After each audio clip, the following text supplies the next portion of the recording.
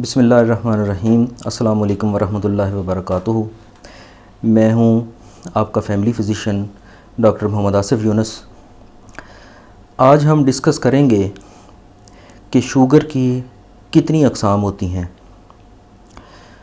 बुनियादी तौर पर शुगर की दो ही अक़साम होती हैं।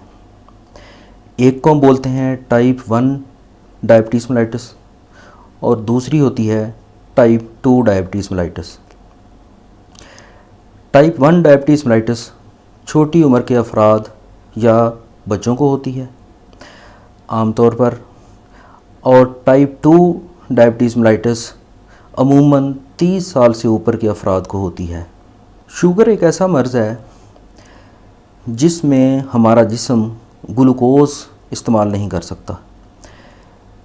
तमाम मीठी चीज़ें जैसा कि कार्बोहाइड्रेट्स, गंदम से बनी चीज़ें, मैदे की चीज़ें, ये सारी चीज़ें हमारे निज़ाम हज़म में हज़म होने के बाद जब खून में शामिल होती हैं तो ये ग्लूकोज़ की शक्ल में शामिल होती हैं।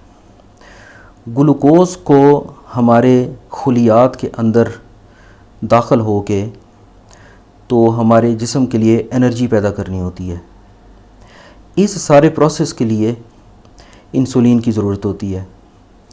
इंसुलिन हमारे लबलबा से खारिज होती है, जो कि हमारे मैदा की पिछली साइड पे लगा होता है। वहाँ से जितनी खून के अंदर शुगर होती है उसी तनासब से हमारा लबलबा इंसुलिन खारिज करके तो खून में शामिल करता रहता है। तो ग्लूकोज़ जो होता है ना, वो इंसुलिन की मदद से खुलियात के अंदर दाखिल होकर एनर्जी प्रोड्यूस करती है, जो हमारे जिस्म के मुख्तलिफ़ अफ़ाल अंजाम देने में मदद करती है।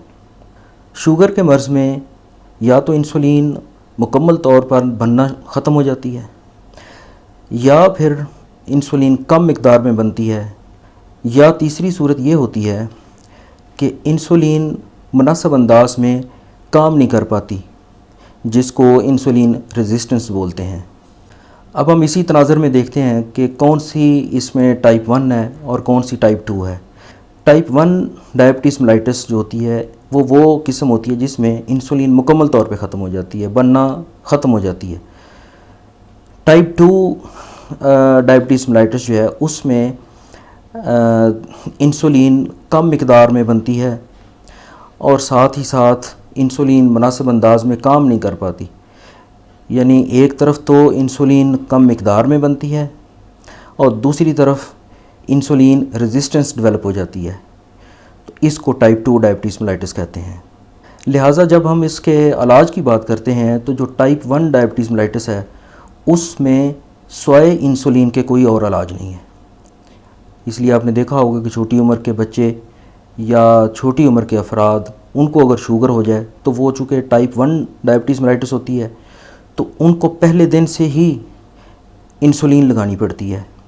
जबकि टाइप 2 डायबिटीज़ मेलाइटस में सबसे पहले हम स्टार्ट कराते हैं ओरल फार्म में, यानी खाने की गोलियां या इस तरह की जो चीज़ें होती हैं वो इस्तेमाल कराते हैं। बाद में जब वो एडवांस स्टेज पे चली जाए तो फिर हम इंसुलिन स्टार्ट कराते हैं।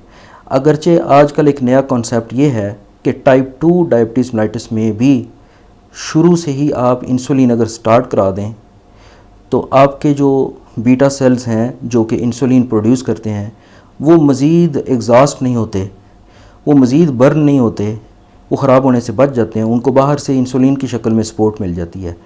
लेकिन यहाँ बताना ये मकसूद है कि टाइप 1 में सिर्फ इंसुलिन और टाइप 2 में आप टेबलेट से या ओरल फार्म में जो प्रेपरेशंस होती हैं वो वहाँ से आप शुरू कर सकते हैं।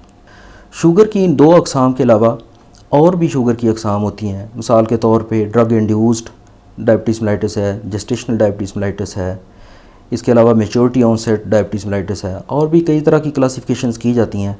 लेकिन बुनियादी तौर पे ये दो ऐसी किस्में हैं जो एक आसान ज़बान में हम डिस्कस कर सकते हैं कि ये दो किस्में ही एक शुगर की क्लासिफिकेशन में मेनली गिनी जाती हैं।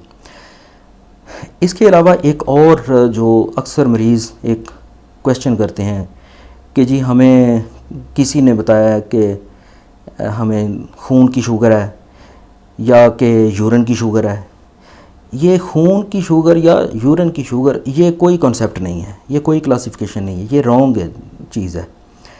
होता ये है कि हमारे किडनीज़, हमारे गुर्दे जो हैं वो 180 मिलीग्राम पर डेसीलीटर तक की जो ब्लड शुगर होती है उसको तो यूरिन में जाने से रोक पाते हैं।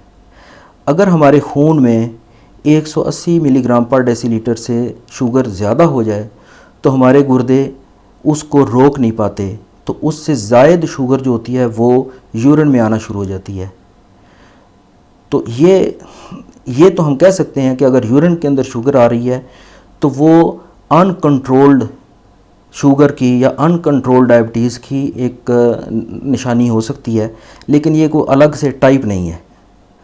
इस वीडियो में हमने इसकी टाइप्स के ऊपर ही डिस्कस किया है। शुगर से मुतल्लिक़ बहुत सारे और भी तफसीलात हैं, जैसा कि इसकी कॉम्प्लिकेशंस क्या हैं, इसको कैसे कंट्रोल करना है, इसके ड्रग्स कौन कौन सी होती हैं, या और इसके मुतल्लिक़ काफ़ी तफसीलात हैं। वो इंशाल्लाह मुख्तलिफ़ वीडियोस में हम उसको डिस्कस करते रहेंगे। उम्मीद है कि आपको ये वीडियो पसंद आई होगी। अपना ख्याल रखिएगा। अल्लाह हाफ़िज़।